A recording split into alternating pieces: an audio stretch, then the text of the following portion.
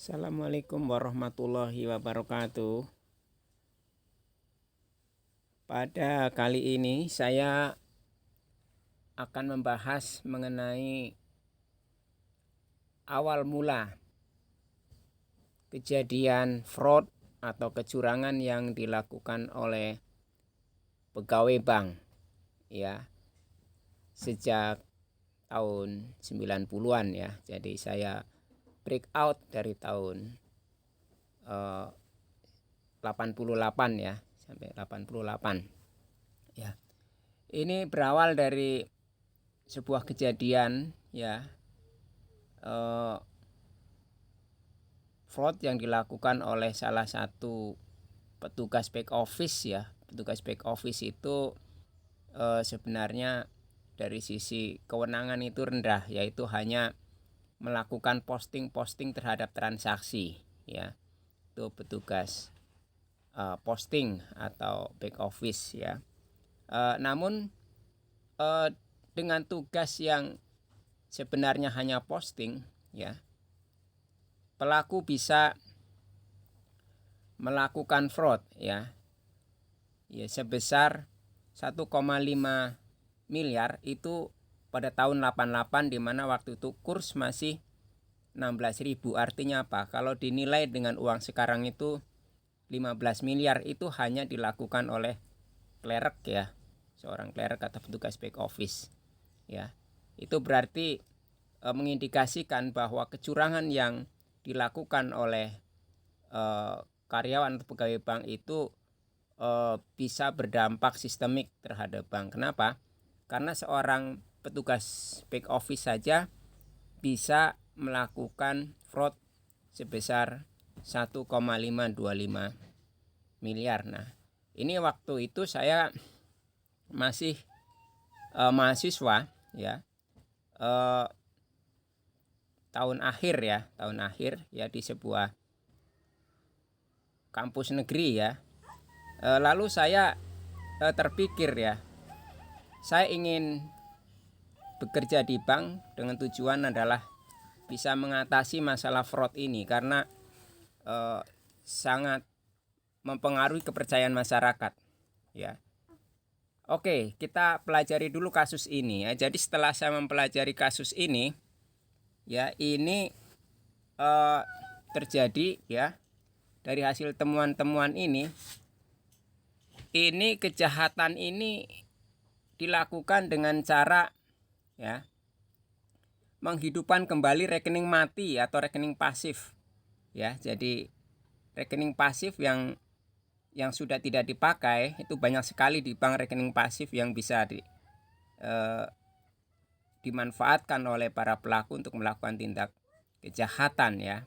Jadi di sini caranya adalah rekening pasif ini digunakan untuk menampung selisih memorial ya. Setiap hari itu petugas back office itu harus melakukan pencocokan sehingga klop ya. Tapi kadang-kadang karena kekurang telitian bisa selisih.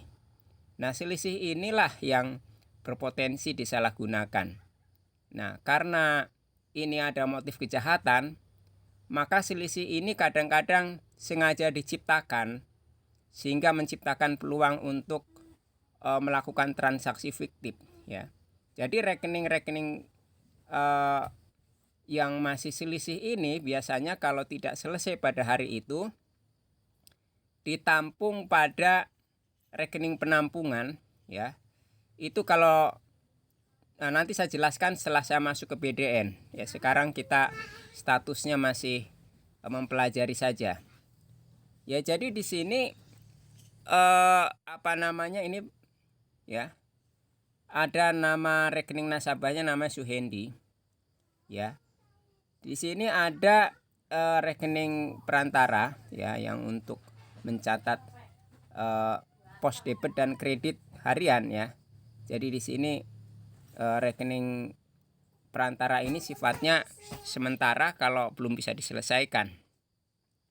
Nah, di sini awal mulanya ya, ini ada mutasi fiktif tanpa nota ya. Jadi saldo rekening selisih tersebut ini akan dipindahkan. Jadi pada hari itu ada selisih 15 juta.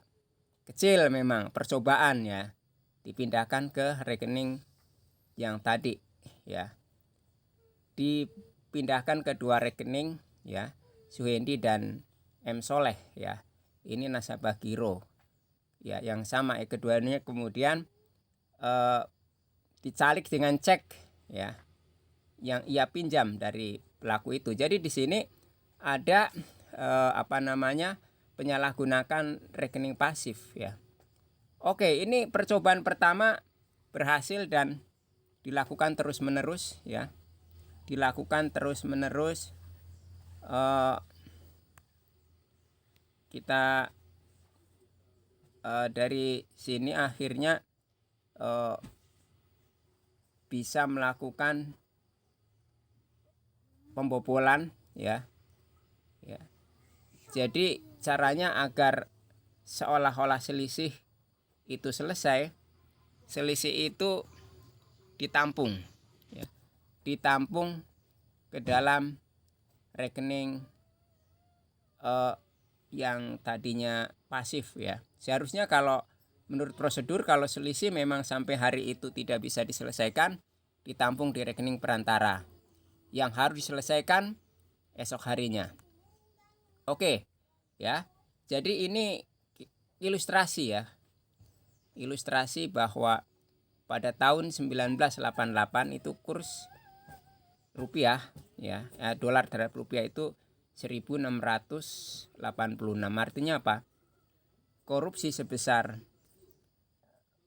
16 miliar 1 miliar ya 525 itu setara dengan 15 miliar saat ini.